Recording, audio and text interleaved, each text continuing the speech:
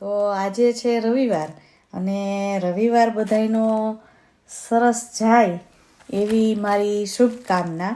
અને તમને એમ થતું હોય છે કે આ અત્યારે તૈયાર થતી હું વાતું એ ચડી છું, પણ તૈયાર થતી હતી એટલે મારા તૈયાર થવામાં મોસ્ટ ઓફ બે વસ્તુ તો ફરજિયાત હોય જ. એક છે ચાંદલો અને બીજો છે સેથો, કે જે તમે મારા ફેસ ઉપર હંમેશા જોતા હશો. અને એ તે પાછો નાનો એવો ન હોય, જેને સરસ મજાના નંબર હોય ને એને દૂરથી દેખાઈ આવે એવો. પણ કહેવાનો અર્થ અત્યારે એવો હતો કે હું ચાંદલો અને સેથો કરતી હતી, તો એટલે ટૂંકમાં તૈયાર થતી હતી. તો મને મારા એક સબસ્ક્રાઈબર છે, હમણાં નવા હોય કે જૂના મને ખબર નથી, પણ એનું એક આગ્રહ હતો કે બેન તમે જે સાડીવાળો વિડીયો બનાવ્યો ને બહુ સરસ છે, પણ એક ચાંદલા અને ચાંદલાવાળો વિડીયો બનાવો એ કે. એટલે મેં એને જવાબ એ આપ્યો કે ભાઈ ચાંદલાવાળો વિડીયો છે ને એ ઓલરેડી મારી પાસે બનાવેલો જ પડેલો છે, પણ થયું તું એવું કે મારી મેન્ટાલિટી એવી છે કે ભારત દેશ આઝાદ છે અને દરેકને પોતાની ઈચ્છા પ્રમાણે કરવાની છૂટ છે. તો વિચાર મારા મનમાં આવ્યો એટલે મેં વિડીયો બનાવેલો હતો છતાં પોસ્ટ નહોતો કર્યો. મને એમ થયું કે એવું પણ બની શકે કે ન ઘણાને કરવો હોય એવું. એટલે હું કોઈને કોઈ સલાહ નથી દેતી કે કોઈને ફોર્સ નથી કરતી, પણ મેં કીધું એમ કે આ મારી વિચારસરણી છે અને હું મારા વિચારો છે એ મારા વિડીયો થ્રુ તમારી સુધી પહોંચાડું છું. મારા એ સબસ્ક્રાઈબર બેન છે એની લાગણીને હું માન આપીને જે મેં વિડીયો બનાવ્યો હતો એ હું આજે પોસ્ટ કરું છું. તો આજે હું કોઈને જ્ઞાન તો આપતી નથી, પણ તોય મને મન થઈ ગઈ કે હું કંઈક વાત કરું. થોડાક દિવસ પહેલાં એક એવો પ્રસંગ બન્યો કે એક બેનની કંઈક ઓળખાણ કાઢી કે પેલા બેન એમ. એટલે મને એ બેને એમ ઓળખાણ કાઢી એ બેનની કે ક્યાં પેલા ઓલા વ્હાઈટ વાળવાળા બેન ને. એટલે મારે ના છૂટકે કહેવું પડ્યું કે હા. પછી મને વિચાર આવ્યો કે માણસો કોકની ઓળખાણ કાઢે છે તો કેવી એમ કે વ્હાઈટ વાળ રાખે છે ને ઈ કે. એટલે મેં કીધું વાંધો નહીં હાલો. પછી મને મારું યાદ આવ્યું કે આજથી લગભગ થોડાક મહિનાઓ પહેલાં હું જ્યારે બસ સ્ટેન્ડમાં હેલી આવતી હતી ને, એટલે અમારા એક બેન છે ને એણે એની બાજુવાળા બેનને એને મારી ઓળખાણ એવી કાઢી કે અમારી હેતલ બેન તો છે ને ફૂલ ટાઈમ તૈયાર જ હોય એ કે. એટલે હું ગઈ ને એટલે એને મને વાત કરી, મેં બેનને એ કે એમ કીધું કે અમારે હેતલ બેન ફૂલ ટાઈમ તૈયાર જ હોય. એટલે હું હસી. પછી પાછું કાલ પ્રમ દિવસ થોડાક ટાઈમ પહેલાં મારે એવો પ્રસંગ બન્યો કે એક બેન મને મળ્યા ને એટલે એને મારા વિડીયો જોયા ને મને કે તમે તો એ લાવ કેવા સરસ તૈયાર થઈ ની કે રીલ્સ ને વિડીયો બનાવો છો. એટલે મેં એને ચોખવટ કરી. મેં કીધું હું છે ને ઓલ ટાઈમ આવી તૈયાર જ હોઉં છું. મેં કીધું મારે હું બહાર જાઉં ને ત્યારે નવીનમાં ખાલી એક લિપસ્ટિક કરવાની રહે છે. મેં કીધું બાકી હું આવું જ બધું મારું જે હું પહેરતી ઓળતી હોય ને એ જ હોય છે બધું. એટલે સૌભાગ્યવતી ભવ સ્ત્રીના 16 શણગાર પાછળ ક્યાંક ને ક્યાંક કંઈક વિજ્ઞાન પણ જોડાયેલું છે. અને ભગવાને, મારું તો કહેવાનું એમ થાય છે કે ભગવાને આપણને આવો સરસ આશીર્વાદ આપ્યો છે સૌભાગ્યવતી ભવન, તો શું કામ આપણે 16 શણગાર ન કરીએ.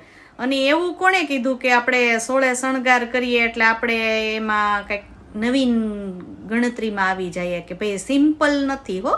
માણસ સાદગી પણ ચાંદલો કરવો, સેથો પૂરવો અને થોડા ઘણા ઘરેણા પહેરવા એને સાદગી જ કહેવાય છે. અને સ્ત્રીઓ છે ને અત્યારે ફેશનમાં એવું વિચારે છે કે સેથો અને ચાંદલો ને એવું કરીએ ને તો આમ કે સાદા ન ગણાય એમ. સાદગી કોને તો કે કાંઈ પહેરવું હોય ઢૂંઢો હોય ને એને સાદગી ગણાય. પણ મારી માન્યતા એવી છે કે હું તો ભલે મોડર્ન જ છું, હું તો કપડાં મોડર્ન જ પહેરું છું, પણ હું ગમે એવા મોડર્ન કપડાં પહેરું ત્યારે હું મારો સેથો અને ચાંદલો છે ને એ ક્યારેય ભૂલતી નથી. કદાચ સામેવાળાને ગમે એવી મને ગણવી હોય કે આને કાંઈ સેન્સ નથી લાગતી આવા મોડર્ન કપડામાં સેથો આવડો મોટો પૂર્યો છે અને ચાંદલો કર્યો છે, પણ મારી માન્યતા એક જ છે કે ભાઈ આપણને આશીર્વાદ મળ્યા છે તો આવી વસ્તુઓ જે આપણે છે, ભલે આપણે એમ ગણાવીએ કે કેવા તૈયાર થાય છે, પણ એ તૈયાર નથી. આપણું મારું તો એવું છે કે મને ઘણાય છે ને કદાચ સામેવાળા એવા વિચારતા હોય, હું ઘણીવાર મોડર્ન કપડાં પહેર્યા હોય ને તો એ સેથો તો અવડો જ મોટો કરું ને ચાંદલોય કરેલો જ હોય મોટો, અને સામેવાળાને મારા વિશે જે વિચારવું હોય એ વિચારે, પણ હું આ વસ્તુ ક્યારેય લગભગ ભૂલતી નથી જ.